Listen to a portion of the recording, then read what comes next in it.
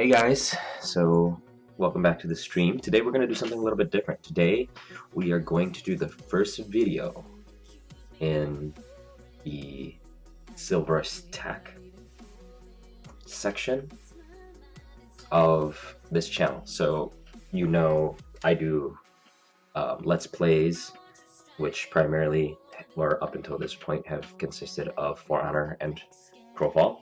And then I've done Xilverous designs, which are just kind of step-by-step. I don't want to say instructionals or tutorials. They're kind of just a step-by-step guide as to how I create my artwork or create my designs for this channel.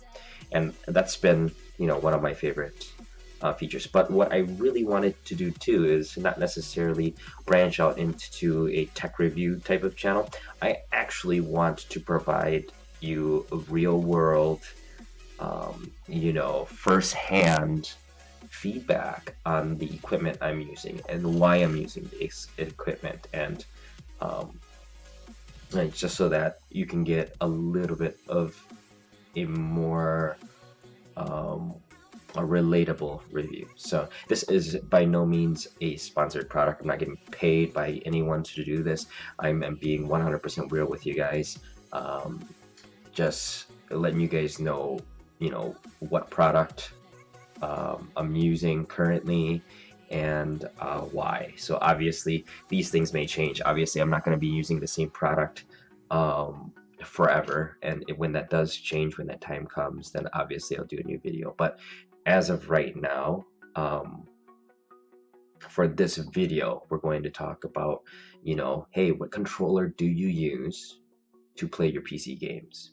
And to be completely honest with you, I've been a big split between console and PC gamer, just because I prefer to game, with my son, and my son's 10 years old. So sometimes he'll watch me, sometimes he likes to play. So that's particularly the main reason why I typically, that would determine typically what games I play on console versus PC. A good example being Skyrim I have on console. Witcher 3 I initially bought a console. Quickly realized probably not the best game to play with a 10-year-old. Well, at the time he was like 8 years old, but yeah, you get the point. Destiny I played on console.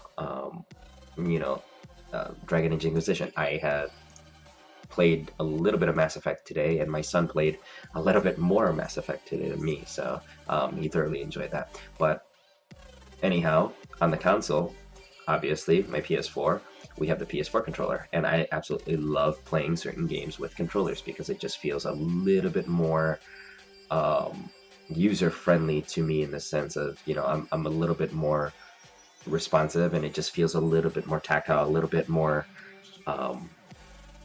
visceral with a controller, if that makes sense. Some games just feel a little bit better on controller than they do keyboard and mouse. There are certain games that feel a lot better on keyboard and mouse, and I know the advantages, the distinct advantages of using keyboard and mouse. Obviously the technical advantages of doing something like that, or even just preferential advantages of doing something like that. But for the sake of this video, I'm going to show you which controller. I mean, obviously you can see by the screen there, but instead of just showing you some very pretty shiny picture, I have the controller actually right here, and it's hooked up. So when you guys are watching me play, For Honor, I'm playing with this controller here, and I'll kind of go over what my favorite features are, what my least favorite features are, and we'll kind of go from there. So really the question is, aside from obviously, hey, what controller are you using for PC? The question is, is this a good product? Would I recommend this? And what makes this a good product if it is, right? So I kind of try to gauge it based on this criteria of what makes this product a good product, or what makes any product a good product, and why I chose this one over, 100 other options we have online, right? So let's start off by, what is this product? I am currently using the PowerA Spectra Xbox One controller for Honor. primarily because For Honor is a game that I believe was built for controller first, before mouse and keyboard, because it feels super clunky doing mouse and keyboard, doing specific things. Interfacing with the game just feels a little bit more clunky than playing on a controller. So with that being said, I had to make a choice of, hey, what type of controller do I want to use? Initially, I was actually going to use um, my PS4 controller, and I debated about getting it on console, and I was just like, I don't know. I built this PC rig for gaming. I should really utilize the graphic capabilities of my PC rig rather than just, copping out and getting it on console. So, with that being said, me preferring to play with a controller naturally, it led me to do a little bit of research on, um, what controllers, what reviews, what people are saying about specific controllers, etc., etc. So I do watch streams while I'm at work, and I typically find out that people are typically playing with their Xbox controllers, and there's a good reason. I mean, Xbox, Microsoft, they designed the Xbox One controller to be very ergonomically friendly. What does that mean? It means it feels really, really good in your hands. It feels very comfortable in your hands, and you have to consider everything from, how long can you play this before your hand gets tired? What is the texture of your controller, and over time, does that texture bother you? And all the little details that matter over time, right? And even the little details that matter on a short term too. So how does it look? What type of finish are you using? What type of materials are you using? What does aesthetic look like? What variety do you have? What options do you have? Things like that. But I'm going to start off by going down a list of things that I kind of listed out as to what makes a product great, and then we'll kind of tackle those point by point, and then I'll go into more of that's more of an objective look at this product, and then we're going to go into more of a subjective, as in like how I feel about the product overall, things like that. So let's just go down this list here. So what makes a product great? I have, does it fulfill a real, deeply felt need? Need is a strong word, but a deeply felt need, the comfort of doing something for a prolonged period of time, that I felt was a need based on what I wanted to do with the product, what I wanted to get from the product. So can I use this product comfortably, was a need, and yes, it does satisfy that criteria. So the next one is, does it respect the user's time and effort?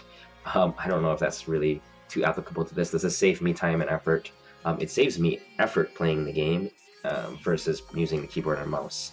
So kind of, I mean, does it save me time? Not really. I mean, like, that doesn't really apply, right? Whether I'm using keyboard or mouse or controller, I'm playing a game. Either way, I'm going to be playing the game using the same amount of time. The effort, I mean, I guess you could argue, does it save me a little bit of time if you're talking competitive play? Like, does it shave off milliseconds? Sure, possibly. I mean, certain keybinds on a controller are a little bit more accessible and user-friendly. Like I said, just the feel, that's what I mean by feel. How does it work? How does it play on a controller? It seems like it's a little bit more efficient for me. For example, sprinting in For Honor, like, instead of stretching my hand over to hit control and press control down while I'm trying to strafe and control with the WASD keys while aiming with my mouse, that just kind of strains your hand quite a bit. It's a little uncomfortable. With this controller, I can just press down a joystick to sprint while controlling the directional of my character, and if I need to do any type of dodging or anything like that, right, with my other hand. So a little bit more efficient. Next bullet point is, does this use the correct technology to deliver the solution? Absolutely. Honestly, I played with your standard issue and special edition Xbox One controllers.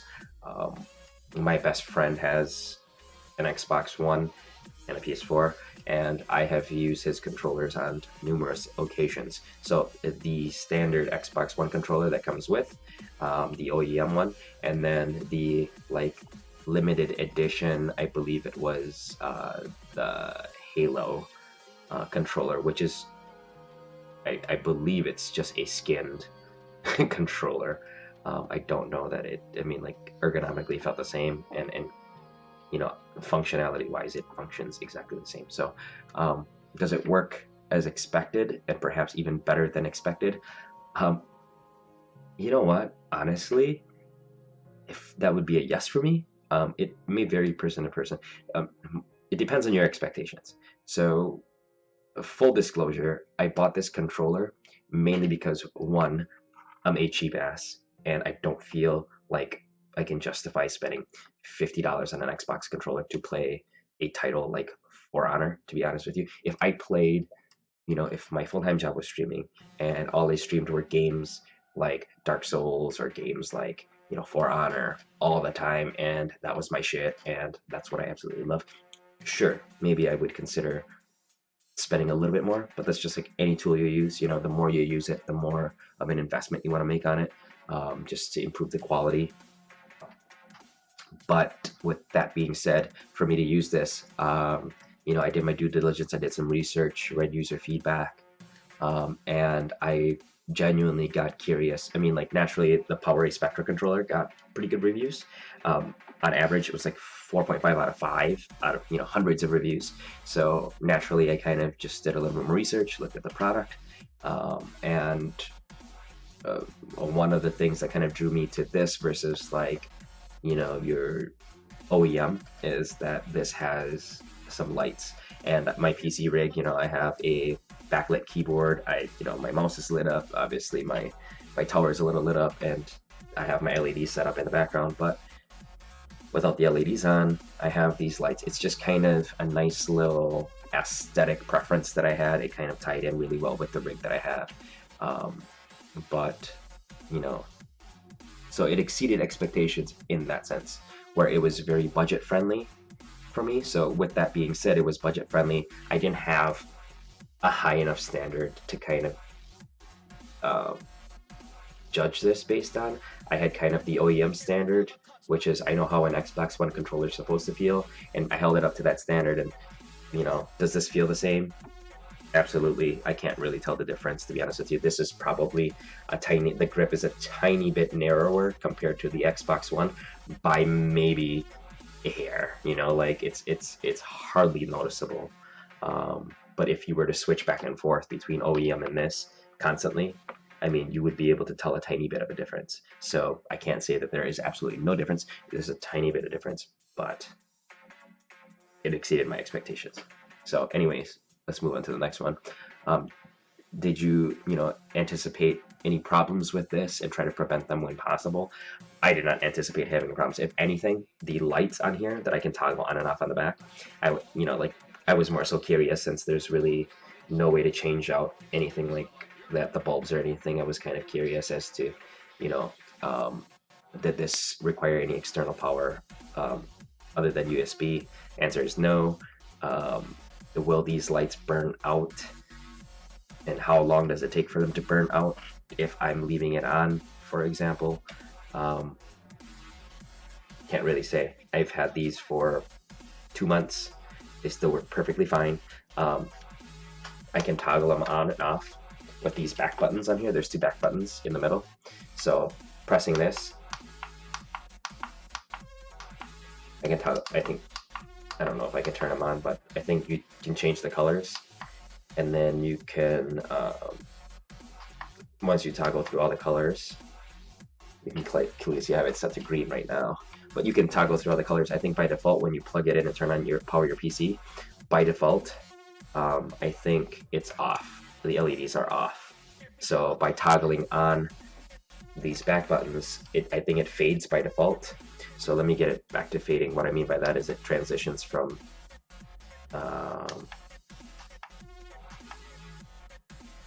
color to color just by fading.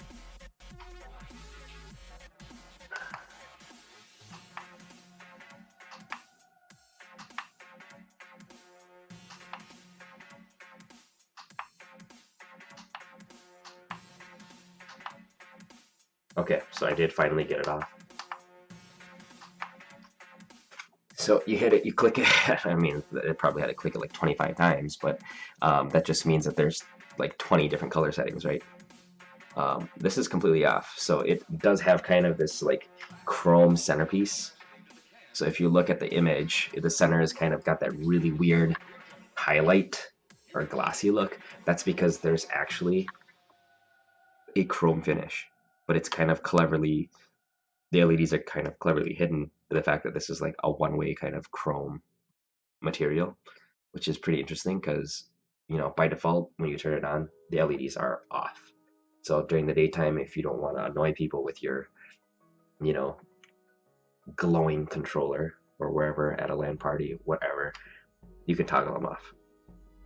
When I usually turn them on and I'm playing at nighttime, and I want the extra ambient light, if I don't have obviously my LEDs, I don't always play with my LEDs on, but for streaming I do, for casting I do. But I can actually just toggle these on, and you can clearly see. Sometimes I'll leave it at fade, and it just cycles through all the LED options that I have. So does it prevent the problems? Too early to say. 2 months, I don't know. I haven't had any problems, but it does turn off completely when I power off my PC. So yes, the product is great in that sense, where it does know to turn off all the LEDs and just resets the LED. So it's not like I set it to red and then, you know, I turn off my PC and then turn it back on and it still stays red. So I guess in that sense, if that may be a con to you, that's a consideration. But really, the LEDs are off so that they don't burn out. And I think that's completely acceptable in my book. So next point is, does it provide ways to undo actions? Kind of. We talked about the toggle buttons back here. You can kind of, you know, if you change it to a color you don't like, toggle through and change it. So short answer is yes. Other than that, I don't know how else you would undo certain actions with this. I did get, obviously this is a USB cord. It is corded, so I don't have to worry about any batteries or anything like that. Next point is, does it provide an understandable mental model of how the product works? Yes and no.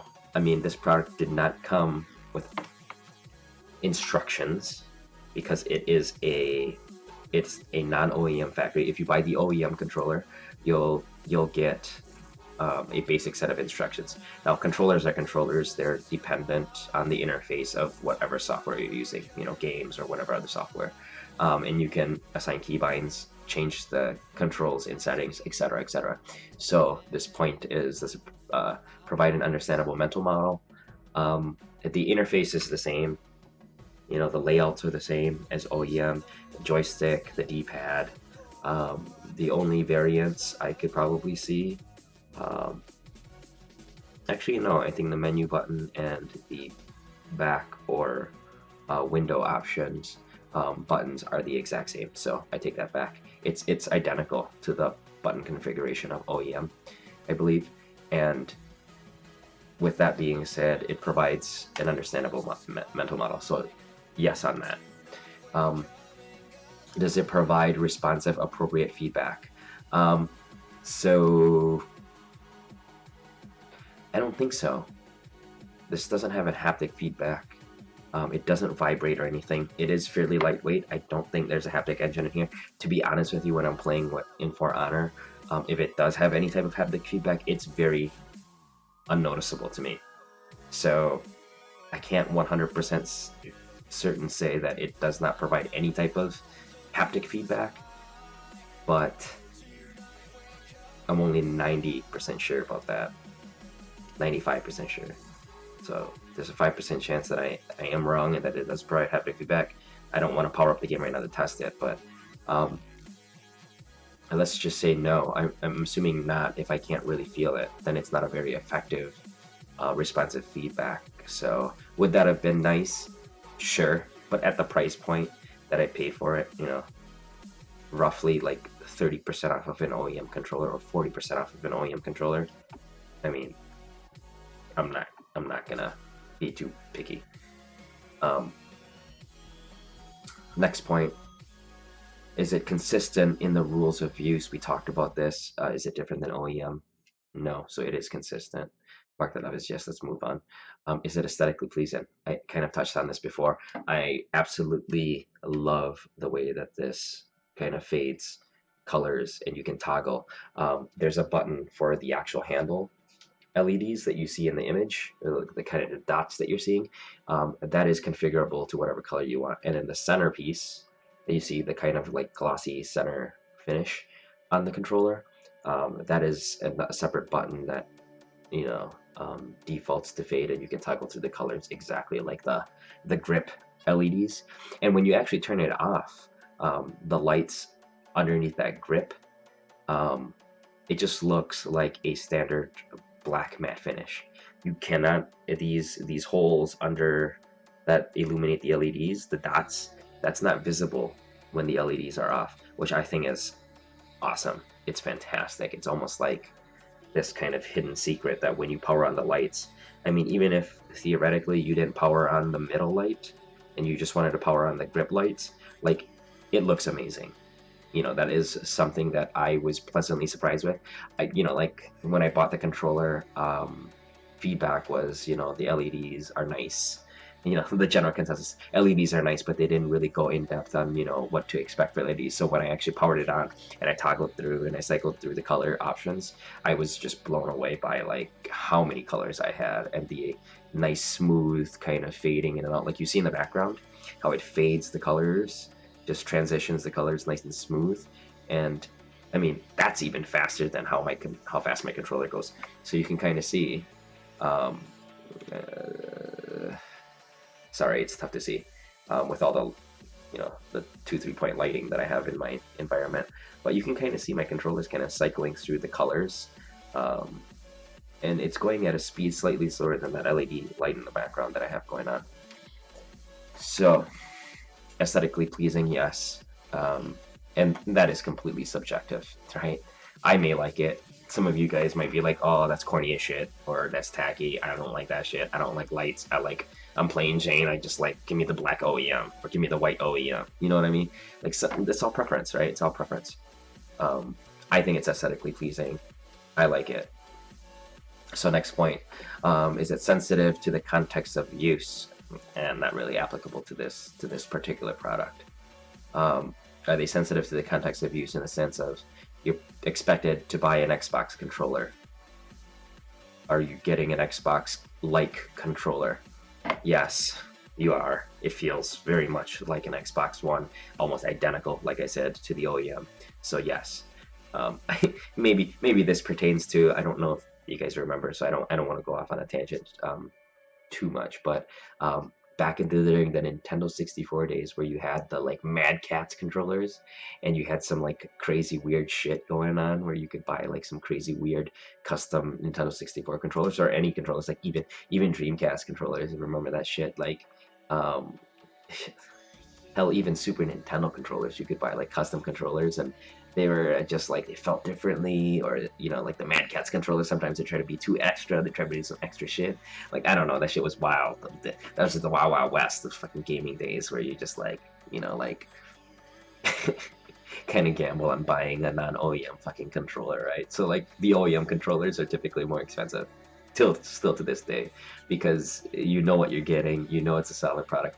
But as soon as you buy a non-OEM controller, it's kind of like a fucking grab bag of, I don't know, quality, or grab bag of expectations, right? So I don't know, that's kind of funny. Anyways, let's next point is the last point is is it environmentally friendly? That doesn't apply to this controller. Probably not. This shit's made out of plastic and got LED lights in it and shit, so probably not.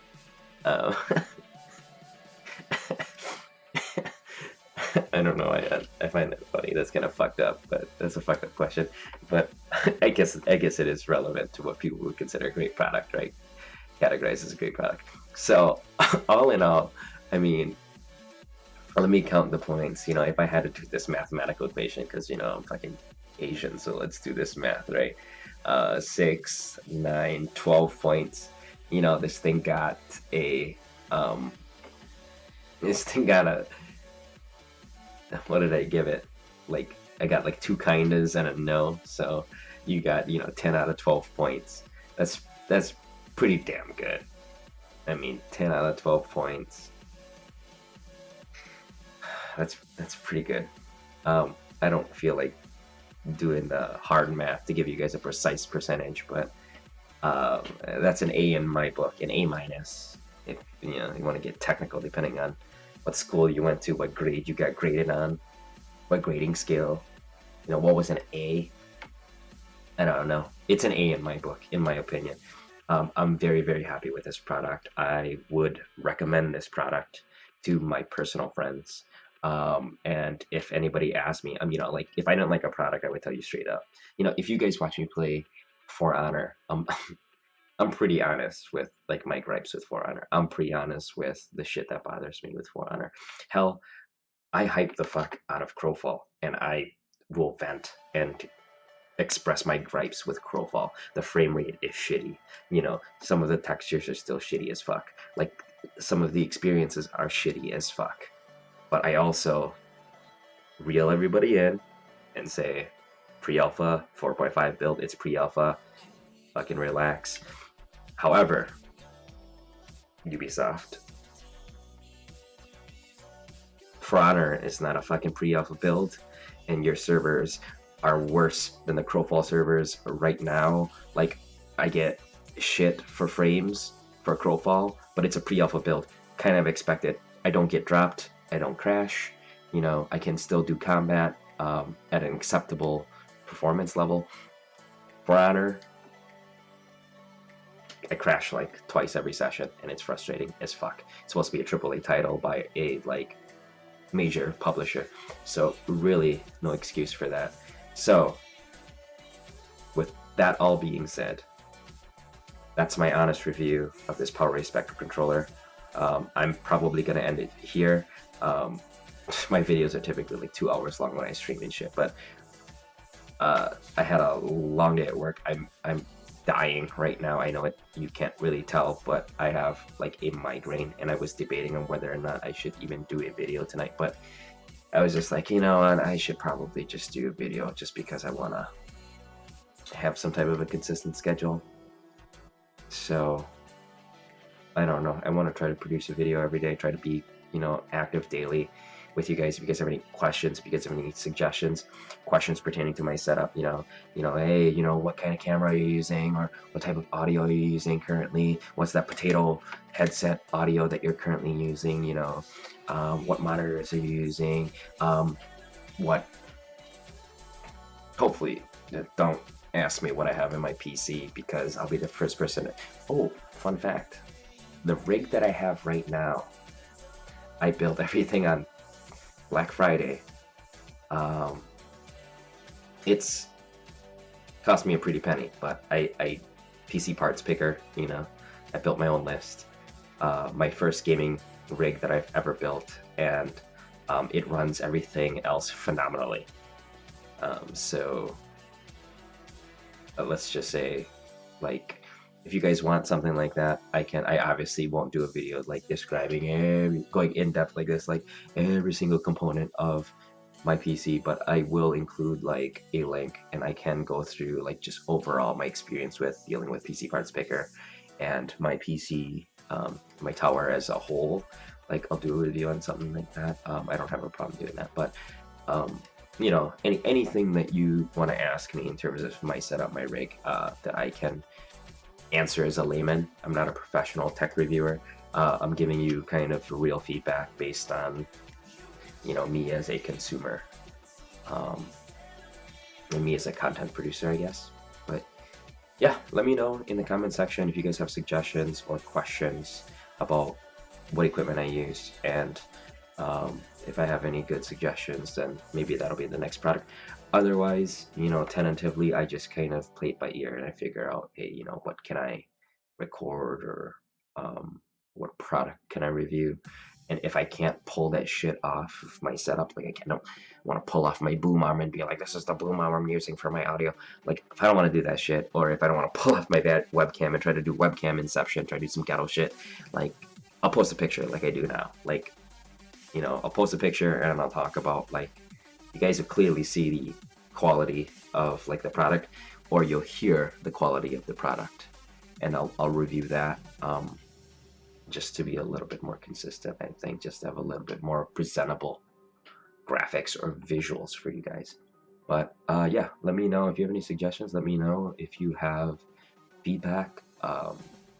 You know, obviously anything's appreciated, and hope you got some value out of this video. Like always, hope you get videos from or value from my videos. And tomorrow I'm debating on doing a For Honor video or doing another, you know, Xilverous designs video. So you have to stay tuned. I'm trying to be more proactive with Twitter. I don't tweet on my gaming account as much as I should, but I will try to update that and give everybody kind of a heads up as to what we plan to do. So if you're new to my channel and you made it this far, thank you very much. I try to stream 8:30 or 9ish is the start of the stream, and we typically go till I'm tired or until the Ubisoft server crashes. It's been around 2 hours on average. So my videos, if you kind of take a look back, they're typically about an hour to 2 hours. I know that's not an 8-hour schedule like all the other streamers, but I'm trying to be more consistent. I know that for a fact that when Crowfall comes out, or when Crowfall gets into like a beta build where it's a little bit more robust, I'll be spending more hours playing. I just can't do that with For Honor. I get way too salty and I get way too triggered at their servers. So, thank you for swinging by. I appreciate it. That's it. I'm out. Peace out. Have a good night.